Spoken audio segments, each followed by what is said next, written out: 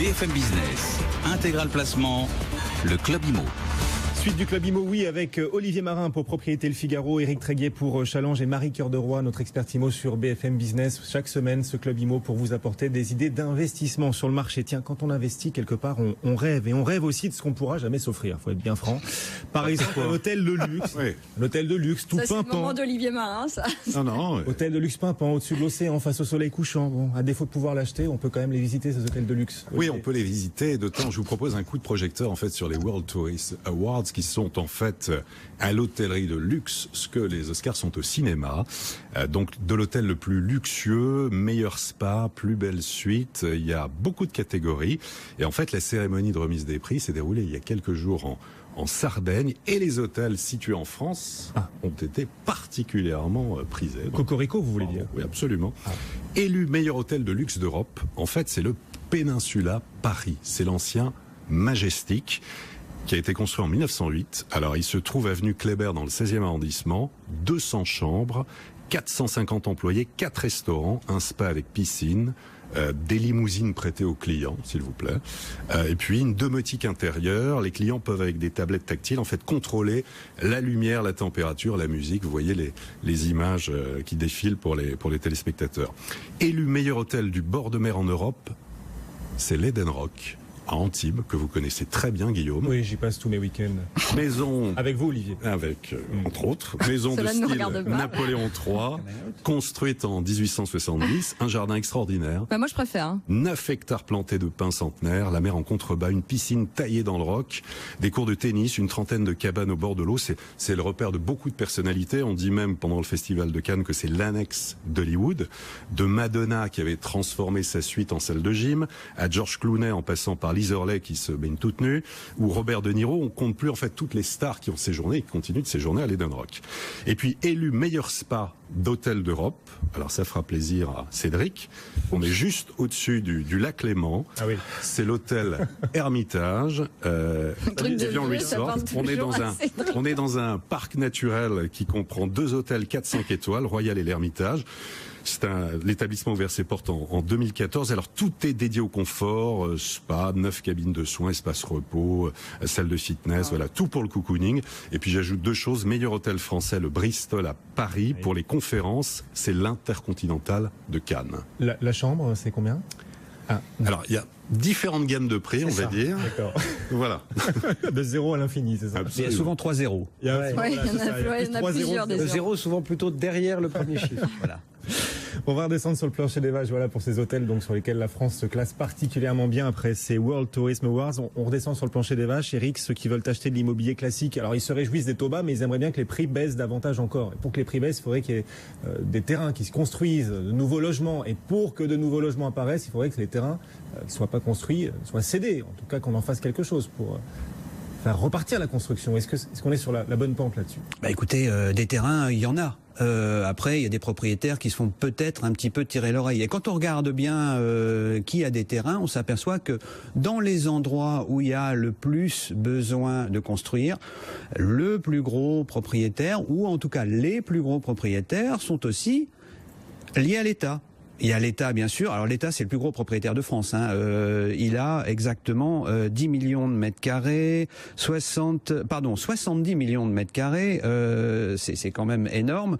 Et le deuxième, juste en dessous de l'État, c'est la SNCF, bien sûr, parce que vous imaginez bien que les gares, les entrepôts, etc.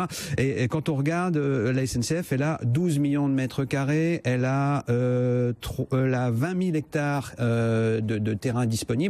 Et elle a créé sa foncière pour justement essayer de mettre en valeur tout ça. Derrière, il y a la Poste qui a quelque chose comme 8 millions de mètres carrés et qui est en train aussi de travailler. Il y a beaucoup de bureaux de poste qui sont en train d'être fermés dans les villes, dans les villages.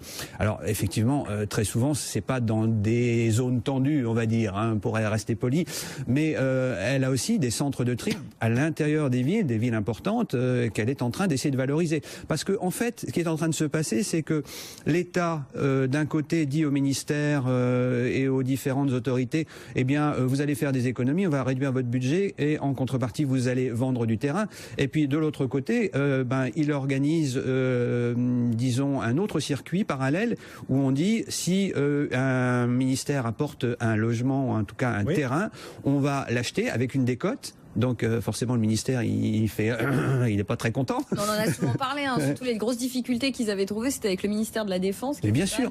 Pas très ouvert à l'idée de vendre ces terrains de manière bradée. Il y a une sorte de schizophrénie. D'un côté on leur dit vous faites des économies. Bon alors tout ça, qu'est-ce que ça donne? Ça donne des ministères qui n'ont pas vraiment envie de lâcher leur terrain et qui se disent puisque si on les lâche, on va se faire rattraper par la patrouille. Nous, on va les garder pour nous et on va les valoriser. Alors on voit, qu'est-ce qu'on voit? On voit la SNCF qui est en train de faire construire des choses. On voit la Poste qui fait des accords avec Casino pour ouvrir des supermarchés à la place des bureaux de poste. On voit la RATP qui est présente dans une quarantaine de programmes qu'elle fait en partenariat avec des promoteurs. Bref. Bon, et les ministères, ils font quoi? Parce que c'est gentil, la Poste, la SNCF. Non, mais c'est bien, ils peuvent contourner les choses ou pas là Alors, ils ont du mal. Alors du coup, ils font de la rétention. Ils font de la rétention parce que depuis 3-4 ans, on essaie de faire sortir des terrains. Il y en a eu 40 ici, 20, alors qu'il devrait y en avoir des milliers.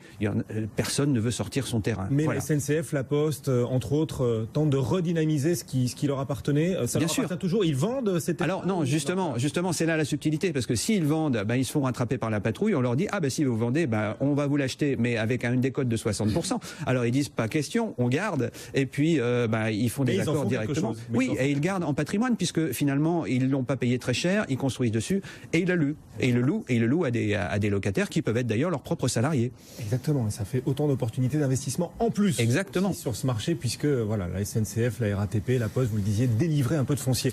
Olivier, justement, pour ceux qui souhaitent investir, il y a des rendez-vous à suivre dans les prochains jours là, pour être hyper concret. Rien ne vaut le contact humain, on le sait. Donc c'est important aussi. C'est important Intégral Placement, c'est important aussi Internet, puis c'est important de se rendre dans des salons, alors beaucoup de salons immobiliers là prochainement, à partir de demain. Donc vous avez le salon de l'immobilier à Montpellier, ça c'est jusqu'au 25 au Parc des Expos. Vous avez le salon de l'immobilier de Toulouse du 30 septembre au 2 octobre. Un salon plus professionnel, je crois que vous connaissez bien, c'est Patrimonia. On va parler un petit peu d'immobilier. On y sera. Ce sera à la fin du mois au congrès. BFM Business y sera. Au centre des congrès de Lyon, ça c'est du 29 au 30. Le week-end du 30 septembre, pour ceux qui veulent faire construire une maison et qui cherchent des terrains en Île-de-France, il y a Domexpo qui organise un grand week-end spécial foire au terrain. Vous avez des ventes aux enchères immobilières publiques demain à partir de 14h au TGI, tribunal de grande instance de Paris, avec des appartements dans le 4e, le 16e, le 17e, le 19e. Il faut savoir qu'il y a des fois des choses intéressantes. Récemment, un studio situé par exemple rue Berthe dans le 18e, mis à prix 60 000 €, c'est vendu 70 000 €. Ou encore un petit duplex de 42 mètres carrés rue Jouvenet dans le 16e, c'est vendu 130 000 €. Le 27 septembre, ce sera la séance de vente aux enchères des notaires au Châtelet. Ah oui, les ventes aux enchères, et puis les rencontres notariales 29 et 30 septembre prochains pour des consultations individuelles anonymes et totalement gratuites pour droit de succession, acheter un appartement. Et les ventes aux enchères, ça peut permettre d'acheter beaucoup moins cher certains biens de qualité. Faut suivre le calendrier. Il y a des choses très intéressantes, absolument. On achète au rythme de la chandelle encore, dans certaines. Ou au chronomètre. Au chronomètre. Voilà, il est plus moderne que moi, Olivier Marin. Merci à tous les trois, le club de la presse IMO, toutes les opportunités du moment. Olivier Marin, donc pour Propriété Le Figaro, Éric Tréguier, Challenge, et Marie Cœur de Roy, tous les jours avec nous pour BFM Business.